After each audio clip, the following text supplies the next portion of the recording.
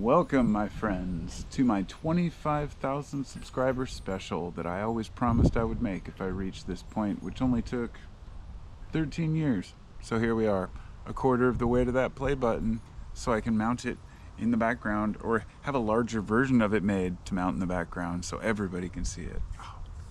Actually, it'd be kind of cool to wear it around my neck, along with all my sponsors. I could have my BetterHelp jersey and all right, I'm not going to go into that. This isn't about all the ridiculous nature of the internet or YouTube or what it's become, the cesspool, or is it?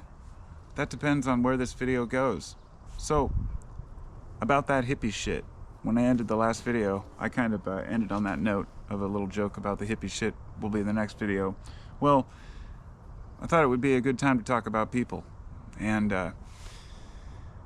I guess when I say the hippie shit, I just mean the way that I choose to live. And a lot of folks take me pretty seriously, like whether it's in my personal life or online, as if I'm, I don't know, I consider myself a thoughtful, rational man. But at the same time, I have my kind of mystical beliefs and thoughts, but they are kind of limited.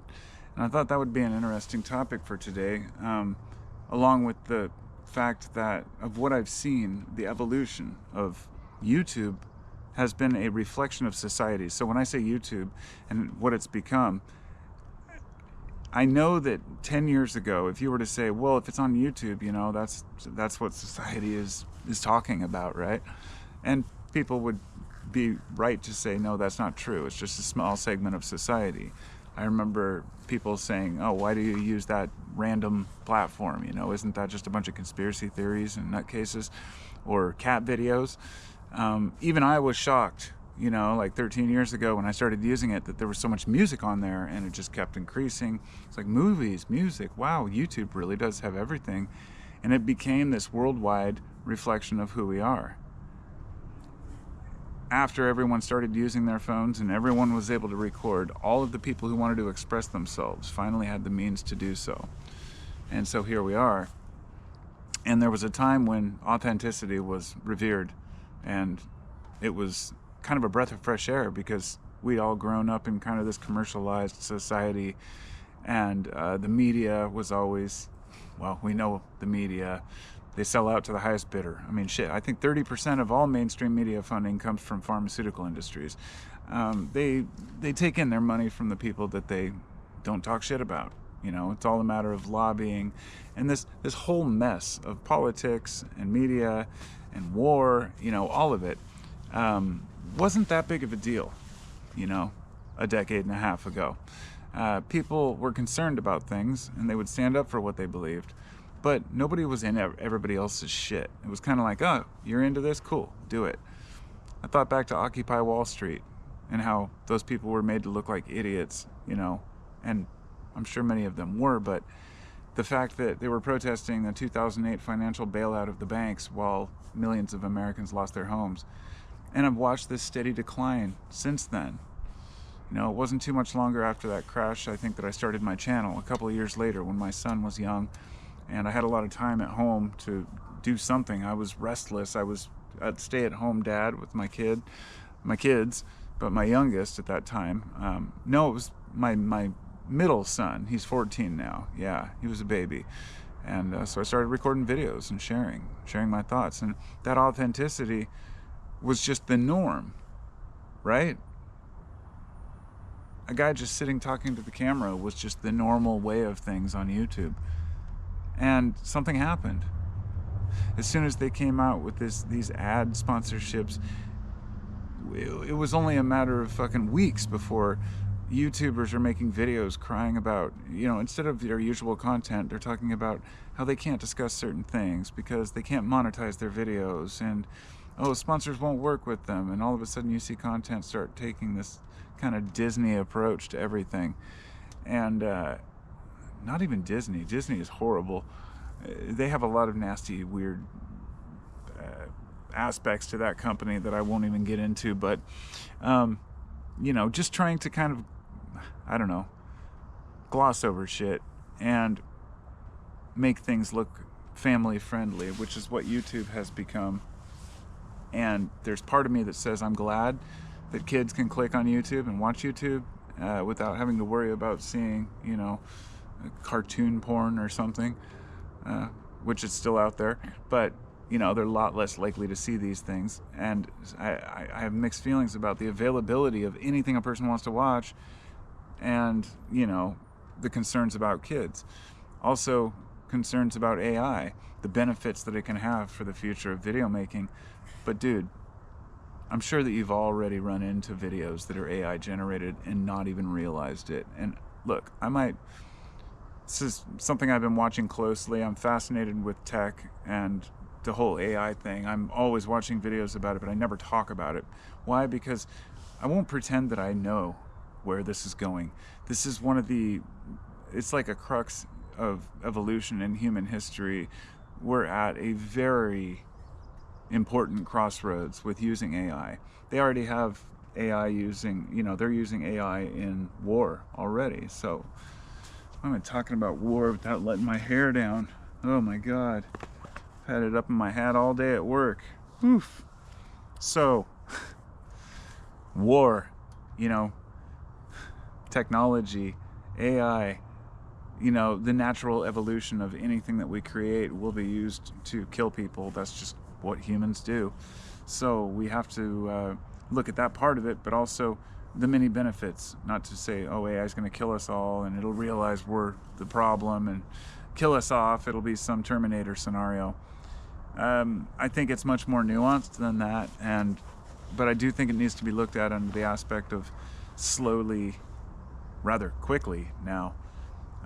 It is replacing people's jobs, but many of these jobs weren't jobs that really mattered that much anyway. And before you get mad at me and scream, hey, I was a coder and I lost my job, or artists deserve to get paid, I totally agree.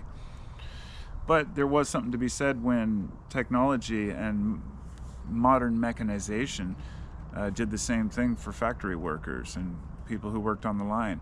It replaced them with robots, and we found other jobs. That's just what we do. But here's the problem. That mechanization was supposed to make everything cheaper and more affordable and plentiful for people. And in a way, kind of has. But all you have to do is just look at the numbers. How much money is going into the fat cats' wallets and stock market, and who's making the money, basically. The giant transfer of wealth that happened during COVID, which you hear this term, the greatest transfer of wealth in history. It was kind of a clickbait title for a lot of different, clickbait ads. But the truth is that really happened, and it's really still happening. A huge amount of money moved from the poorest to the richest during COVID. And yet people are just kind of moving along in their day-to-day life and saying, what can I do about it, right? What can I say? 2008, they bail out the banks, give them billions of dollars, trillions of dollars. So therefore the banks can give millions of dollars to their CEOs and managers for bonuses. Thank God they could pay their bonuses for Christmas. But, the average homeowner is screwed. Now interest rates are rising. House prices have quadrupled since then. And, not to say we're living in a dystopia here, because we still have a lot of opportunities. But I've seen the change. And I know I got off topic from YouTube videos here, but there was a point that this market that we have, the vast inflation, all of the bullshit people are dealing with, reflects on your mental wellness. And because of this, people lose interest in many jobs, work. They're afraid their job might be taken, but more than that, they're afraid that their job just doesn't matter, or that they're not getting paid what they're worth, not being treated well. Look at the gig economy. People who drive for Uber or do this Uber Eats or food delivery. This is all done as a way to make money off of people. Hedge funds buying these companies, running them into the ground, making the employees pay for their gas, their maintenance, their vehicles, tickets, whatever it may be. No health insurance, no benefits, no nothing. They think they're getting paid well, but really after they've paid for all the overhead, they're getting screwed. The restaurants are getting screwed because they're charging them, they're paying less. And the ones that are making money are these giant companies, and it's just always been this way. So people lose hope and they start to become cynical. And because of this, I've watched this change of attitudes. And this is why the authenticity dropped off. People became cynical around 7-8 years ago.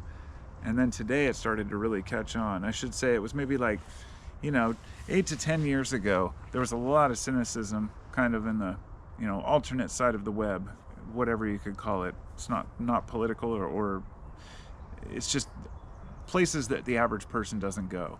There was filled with cynicism and a lot of vitriol, but now it's become mainstream. Everybody's cynical. Everybody's frustrated. And look, as I've said this before, every day when I'm coming home from work, on the hour-long drive, I honk in this tunnel on Highway 26 and see if people will honk back. And there's always this cacophony of sounds, and it makes me smile every time, a genuine smile, right? It's kind of the highlight of my trip home. These little things that we create for ourselves make us happier people. The little things that we do in our lives. But the consistency we have with our attitudes, being able to make it through another day, even when you're struggling, and know that things will be okay, And I think that's a lot what my channel has helped me with, kind of processing my own thoughts. I've, said this before, probably half of my videos I don't even upload now. They're sitting there on the camera, and I'm like, well, why would I share that? Those are some of my personal thoughts. If I haven't uploaded it that day, I usually am just like, nah, nobody wants to hear that shit. And even if they do, maybe I don't want to share it. Or why am I oversharing? I'll start questioning myself. And this has been the ongoing thing, theme of my channel for, the whole time I've had it. But there was a certain sense of freedom back in the beginning where I just didn't care because I was doing it just for myself and a few people that enjoyed it. And even though I still feel that way, I actually have to self-censor, and I will say that has kind of lent a little bit of frustration to being able to talk about certain topics. Lucy wants to say hi. Don't you, Lucy? What you doing, girl? Let me see if I can loosen the camera here. How you doing, baby? Want to say hi? This is my dog, Lucy, for anybody who hasn't met her. She's my husky. She's about 5 years old. She's got a little snot there. Yeah. How you doing, girl? Hi. Good friend. Good friend. She's a good friend of mine. I love animals, and I've always had some pet, cats or dogs or something, but I have a family, my wife and 3 boys and her dog. No white picket fence, but do have a damn mortgage. Trying to live in this world and live this life the way that society tells me to. And I did a lot of thinking about this last night. Like, I can see the phases of my own life just through YouTube. If I watch a video from like 5 years ago, sometimes one will come on randomly and I'll just sit there and go, oh my God, I said that? Was I reading something? Don't remember saying it, don't remember learning about it, and I've got like all this knowledge in my head about a certain topic that just you might forget the next day. This is how school was for most of us, but it's fascinating because I realized that I by sharing this way, I'm able to process better because I'm speaking it out loud and taking notes a lot of the time.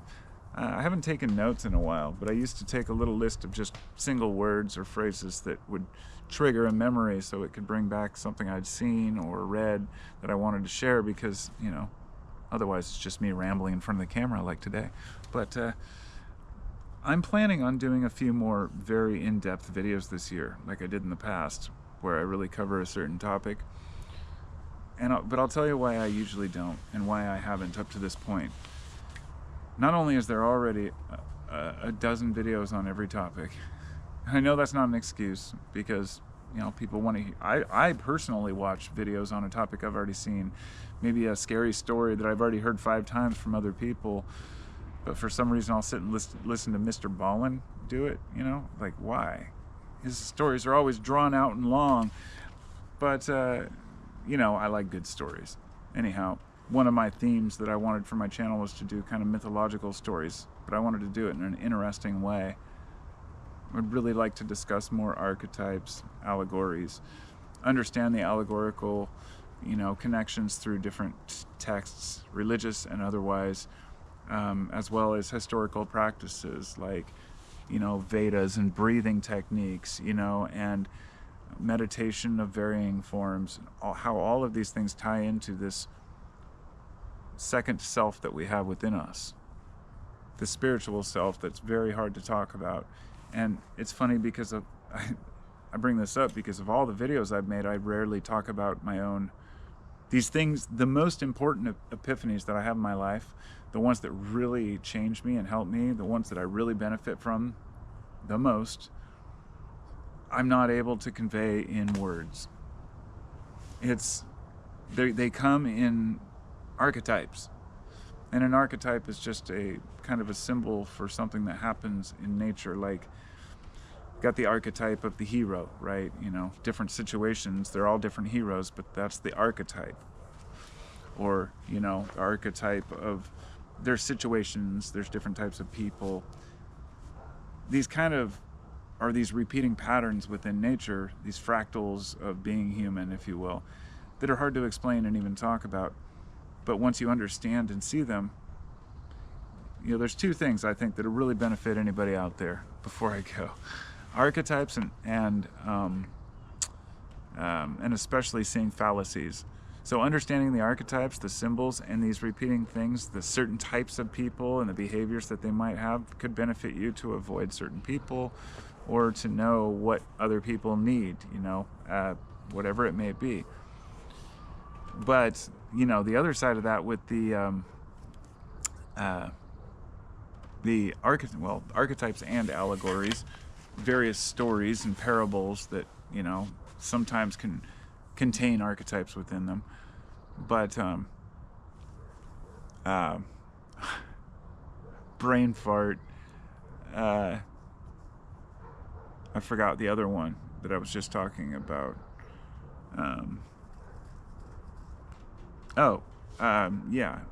Don't using fallacies. Sorry, logical fallacies. And there's probably 15 or so that are just the basics. There's really like a big 5 or so. That's just my own way of looking at it. There's like 5 that are really important, then like, another dozen or so that are good to know. I can't list them all here. I've done a video about fallacies in the past, that back when I had that in my brain fresh, but the first fallacy that always comes to mind is the ad hominem attack. You may have heard of that one.